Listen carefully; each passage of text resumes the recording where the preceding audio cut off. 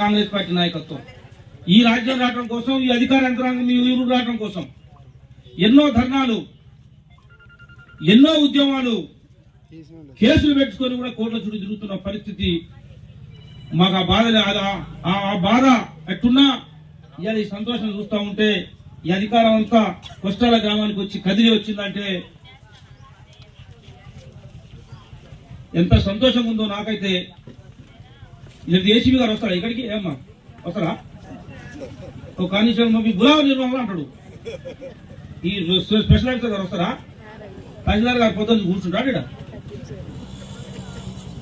వాళ్ళు కూడా సేవ చేయాలని ఆలోచన ఉన్నాయి. 10 సంవత్సరాలు వాళ్ళ నోర్లు కట్టేయబడ్డాయి.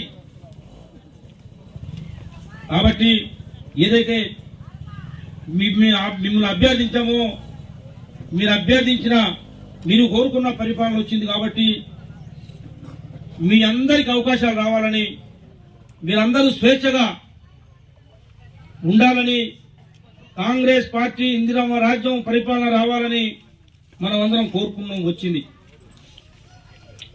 ఏదైతే అక్కడ రేవంత్ రెడ్డి గారి నాయకత్వంలో మన గ్రామాన మన ప్రాంత నాయకుడు, సుపరిచితుడు, ఉప ముఖ్యమంత్రి భట్టి విక్రమార్క గారు ఇద్దరు కలిసి ఈ రాష్ట్రంలో ఎన్నో ఉద్యమాలు చేసి ప్రజలను తిరిగి ఈ రాజ్యం రావాలని చెప్పి కోరుకున్న వాళ్ళు రాజ్యం వచ్చింది. అట్లే జిల్లాలో తుమ్మల నాగేశ్వరరావు గారు, అన్న శ్రీనివాస్ రెడ్డి గారు ఇద్దరు మంత్రులు అయ్యారు, నన్ను ఎమ్మెల్యే చేశారు. ఇప్పుడు మేమందరం మీకు రుణపడి ఉండే పరిస్థితి వచ్చింది. మీ అందరికీ సేవ చేసే అవకాశం మాకు వచ్చింది. తప్పకుండా మీ రుణం తీసుకుంటాం, మీ సేవ చేస్తాం. ఏదైతే ఎన్నికల ముందు మాట ఇచ్చినామో, మేమందరం అసెంబ్లీలో ప్రమాణ స్వీకారం చేసిన రోజే ఆర్టీసీ బస్సుల్ని ముఖ్యమంత్రి గారు, ఉప ముఖ్యమంత్రి గారు, మేము అందరం కలిసి కూడా హైదరాబాద్ అసెంబ్లీ నుంచి ట్యాంక్ బండ్ దాకా ఉచిత బస్సులో మొత్తం సిటీ అంతా తిరిగాం. తెల్లారే నేను కూడా వచ్చి వైరాలో ఉచిత బస్సు కార్యక్రమాన్ని ప్రారంభోత్సవం చేశాం. తల్లులు బస్సులో తిరుగుకుంటూ నవ్వుకుంటూ పోతా ఉన్నారు. మీరు బస్సు ఎక్కిరామా? ఎక్కిరా? ఏమంటాడు కండక్టర్? అడిగిందా డబ్బులు? అడగలేగా? అది ఇందిరమ్మ రాజ్యం.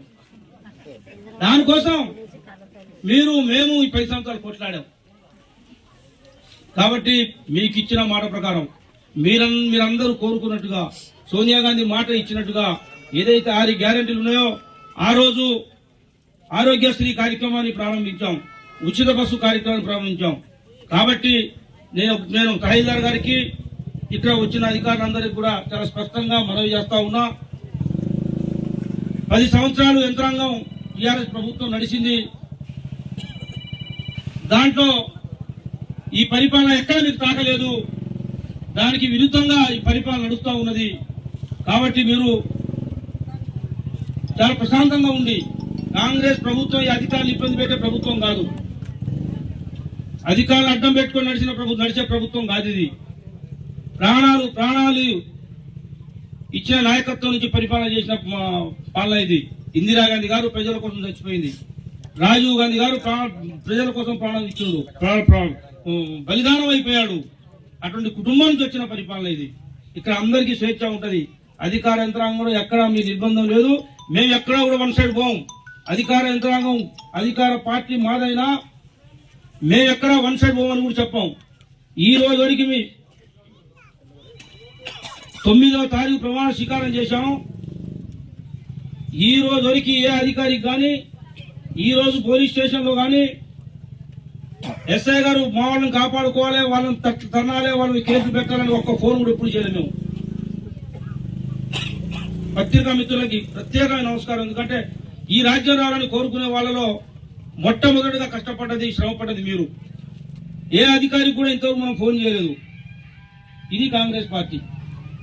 మరిన్ని వీడియోస్ కోసం ఛానల్ ని సబ్స్క్రైబ్ చేయండి. లేటెస్ట్ అప్డేట్స్ కోసం వాట్సాప్ ఛానల్ ని ఫాలో చేయండి. అండ్ లింక్ డిస్క్రిప్షన్ లో ఉంది.